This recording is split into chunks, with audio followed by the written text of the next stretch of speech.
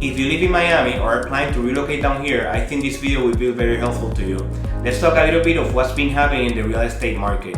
Is the market slowing down? Let's dive into some interesting numbers, and at the end of the video, I'll give you my opinion. My name is Henry Barreda and I'm a real estate agent here in the city of Miami. Welcome to this series where at the beginning of each month, I'll give you an update of what's been happening in the real estate market.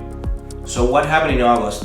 These numbers that I'll give you are for Miami Dade County, but later in the video I'll dive deeper into some areas that are work in Coral Gables. In Miami Dade County, we saw 2,373 closed sales during the month of August versus 2,496 closed sales during the month of July, and this decline in closed sales has been consistent during the last 4 months. These homes sold for an average of $730,000. That's 4% less when you compare it to the month of July, and these homes were in the market for an average of 38 days. If you compare these numbers to a year ago, the average sales price has basically stayed the same, but the average days in the market has gone down from 76 days to 38 days.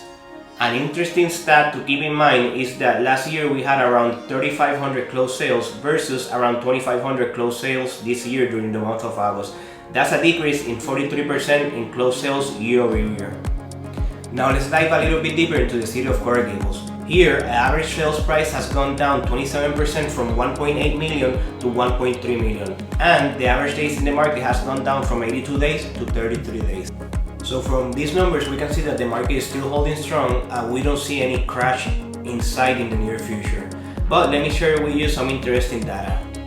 Here, we can see the trend that has been happening since the beginning of the pandemic.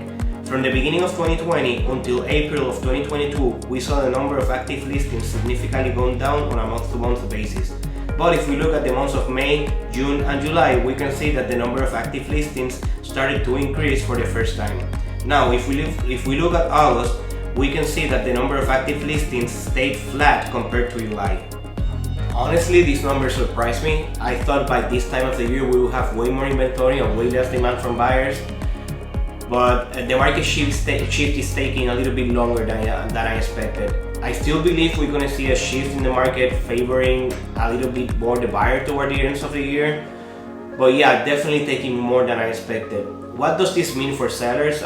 If you're on the fence right now between putting the home on the market or not, I would do it sooner rather than later. I will still take advantage of this aggressive market that we're in right now.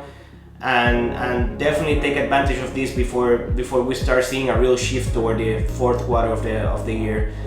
So yeah, if you enjoyed this video, make sure to subscribe.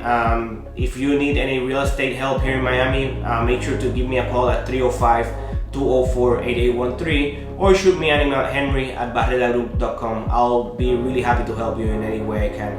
Bye, and see you in the next one.